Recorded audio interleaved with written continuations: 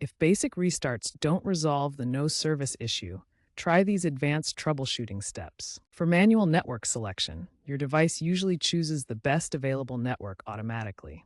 However, if you're experiencing issues due to interference or localized outages, manually selecting Rogers can help. Navigate to your settings menu, find the network options, and choose Rogers specifically. Rogers offers support for both eSIM and physical SIM cards.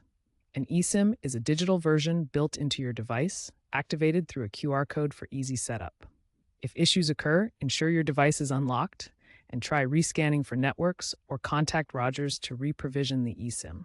For physical SIM cards, inspect for damage and try reseating it gently. If neither manual network selection nor SIM troubleshooting resolves the issue, it could be due to a network outage.